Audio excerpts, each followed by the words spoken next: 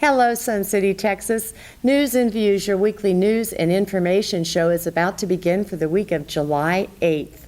We broadcast every Monday and Tuesday on Channel 79 at 11, 2, 6, and 8. We would like to let you know what we are going to have on this week's show. We will have Music Lifelong Love with Don Shelby. We have another of our special veterans.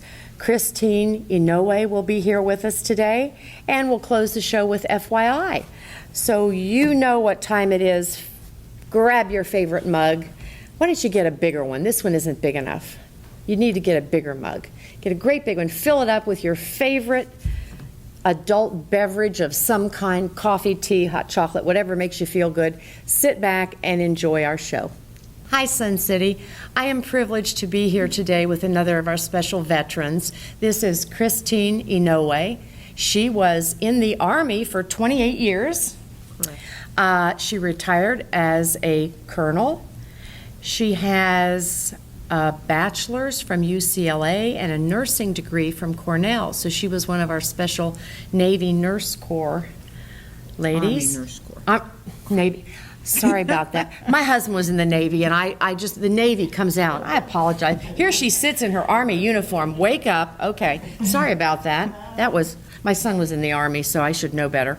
Anyway, she also served in Desert Shield and Desert Storm, so she has quite an extensive career.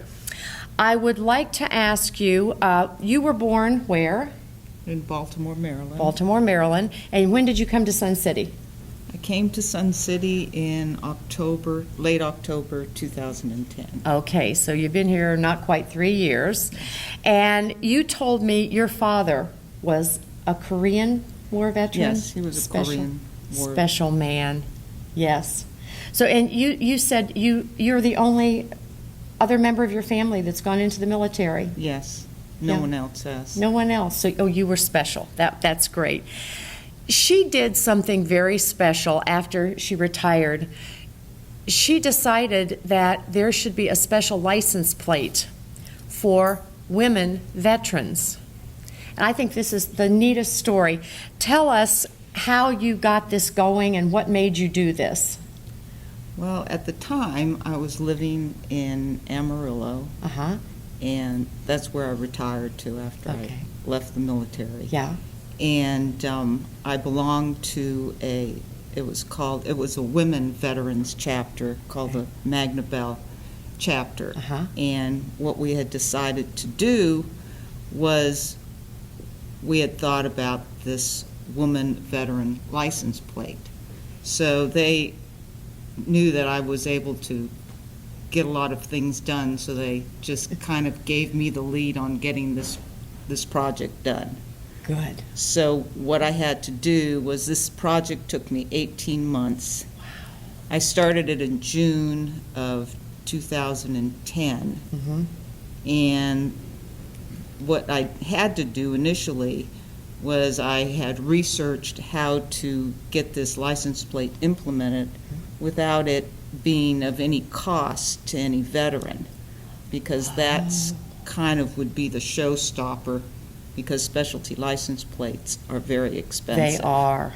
So I found out through the Department of Transportation website that military license plates are in a special category, so that if you're able to get your representatives and senators, like in the area you live, to back you, they will write a House bill, and then it would go to the legislature, and if the bill passes, then the governor would sign it, and then it can be implemented. And then the plate would be free to women veterans. Yeah, so what happens is that, and this is the way it is with all military license plates, and there are a lot of military license plates.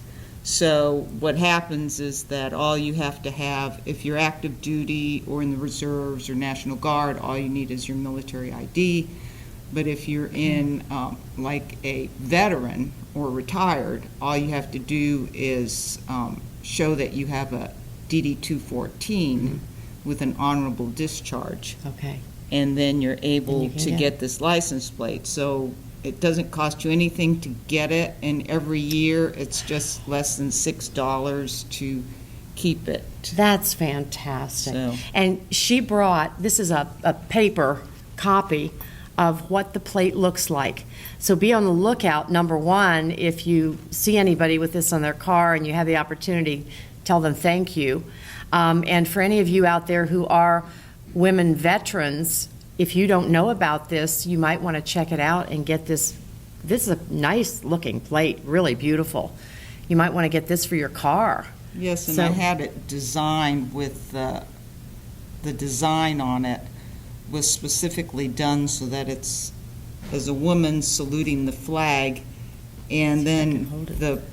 the woman is in black so that it's non-service specific That's and great. non-race specific, and all the services have, everybody has to wear a combat uniform. Mhm. And all of those, they might be a different color, but they're all the same style. So this could be any Yeah, branch this of the could be any service. branch of the service. That's wonderful. That is So, just, you know, I'm just trying to get the super. word out. Yes, and definitely. And- hopefully, yeah, people here yeah. might have other family members or friends that might Yeah.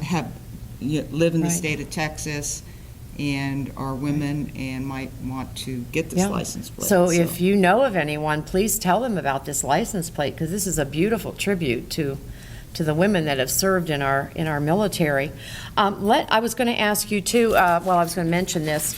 This article was in our little, this is the Sun Weeks, or City Week section that we get in our Saturday Williamson County Sun, and this happened to be in about Christine. This was January of 2012, so it's been a while ago, but it was a very lovely article about her and about all the work she's done to get this license plate and about just about everything in general. It was a very lovely article.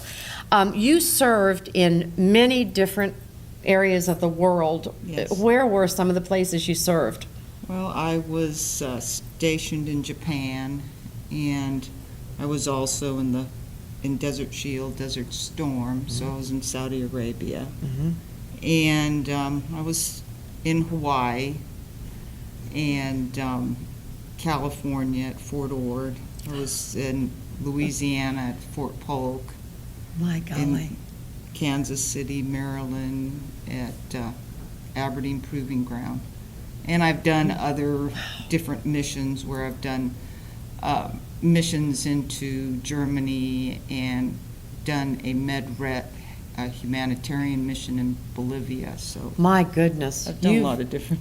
You've kept the moving boxes packed and going.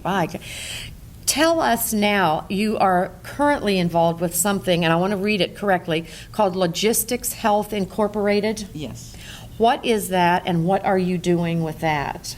Well, what Logistics Health Incorporated is, it's a company that is a contractor with the Department of Defense. And because the military need to have health assessments done annually, of course, the military doesn't have enough resources to support this mission, so they have to have an outside source to get this accomplished. So I work as a contractor for this company, Wow. and we go to reserve units. You can go anywhere, but mainly I go to reserve units, and it could be any military service unit in the state of Texas. Very good. And so we do health assessments, they keep up with immunizations and lab work, EKGs and dental, so, That's fantastic. and I do the wonderful- medical portion of it. That's so a help out wonderful with that. program. Yeah. And then, as if that weren't enough, she also, I wanted to make sure I get this right, the U.S. Army Center for Health, Promotion and Preventive Medicine Yeah. program. Now, something about chewing gum in the MREs, and those are meals ready to eat for those of you that weren't involved with the military. What have you done with that? Explain that. Well, when I was, this was my last duty assignment before I retired, and what this public health dental officer and I had decided to do was, because the dental readiness in the military is so poor in keeping, you have to be of a certain class in order to be deployable. So what we had decided to do was, because when the military goes to war or gets deployed into areas where they're eating meals ready to eat, they don't take care of their dental hygiene. So what we decided to do was to replace the gum that was in there with a gum that had xylitol in it, because xylitol is an ingredient that helps prevent dental decay. And not sugared gum Yeah, that was it's used to, yeah, because Yeah. it's an ingredient that they found that helps Yeah. prevention. So these meals, I don't know if any of you have ever seen them, they're pretty basic, aren't they? Well, they keep changing. They have Yeah. a lot of new varieties in there. But now they have a pack of gum in them Yeah, but with then now they xylitol. have the pack of gum with xylitol. That's so. fantastic. So you've helped somebody out there. She's a very busy lady, as you can tell. Is there anything else you want to tell us about just being in the military and your career? You must have enjoyed all your years. Yeah, I enjoyed Yeah. my 28 years. Yeah. There Yeah. were times Well, that I thought, yeah. well, but I mean, in the long run, and when you look down the road and at the future, it was a good decision. That's great. So- Well, we are thrilled to death to have you living here in Sun City, and we thank you so much for coming today. And she looks so fantastic in her uniform. Not many people can still get in their uniforms after they've retired, so she's extra special there. But you look very, very nice, and we you. appreciate you coming today. And again, ladies out there, if you are former military and you don't have this plate on your car, you might check with the Department of Transportation, give them a call and ask about this, because you earned this plate. You really did. Thanks, Christine. All right.